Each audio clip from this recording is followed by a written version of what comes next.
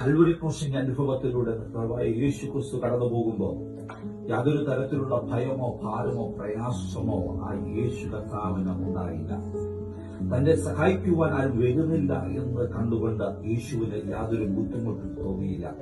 തന്റെ സ്നേഹിതന്മാർ, ശിഷ്യന്മാർ, തന്റെ കൂടെ അത്ഭുതങ്ങളും അടയാളങ്ങളും വീര്യപ്രവൃത്തികളും തിരിച്ചറിഞ്ഞ് പ്രിയപ്പെട്ടവർ തന്നെ സഹായിക്കുവാൻ എത്തുന്നില്ലെന്ന് പറഞ്ഞുകൊണ്ട് തന്നെ ഏൽപ്പിച്ച ഉത്തരവാദിത്തത്തിനകത്തുനിന്ന് ഒരു അണുപോലും യേശു കർത്താവ് പിന്നോട്ട് നീങ്ങിയില്ല.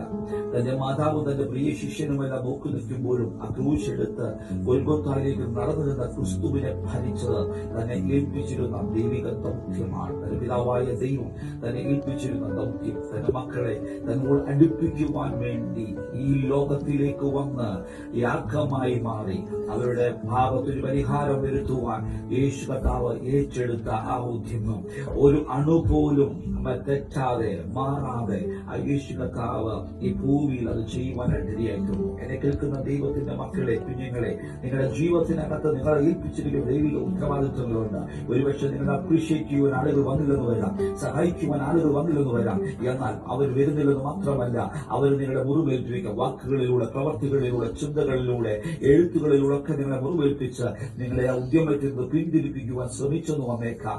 എന്നാൽ ഇന്ന് ഈ ശബ്ദം കേൾക്കുമ്പോൾ മറന്നു പോകരുത്, അവൻ സകല പിന്തിരിപ്പിക്കുവാൻ നോക്കുന്ന സകല വേദനകളും പീഡനങ്ങളും നിന്ദകൾക്കും ഉപരി ആ യേശു കർത്താവ് അവൻ അത് പൂർത്തീകരിക്കാൻ ഇടയായിത്തീർന്നു. തന്നെ മുഖത്തടിച്ച് നിന്നെ ആരടിച്ചതെന്ന് പറയുക എന്ന് പ്രവചിക്കുക എന്ന് വെല്ലുവിളിച്ചവരുടെ നടുവിൽ അവൻ നാണയത്തൊട്ടുകൾ കൊണ്ട് രോമങ്ങൾ കീഴ്ത്തൊടുന്നവരിൽ മുഖത്ത് തുപ്പിയപ്പോഴും അത് ഏറ്റുനിന്നവരുടെ നടുവിൽ യേശു കർത്താവ് തന്റെ ഉദ്യമം പൂർത്തീകരിക്കാൻ ഇടയായിത്തീർന്നു.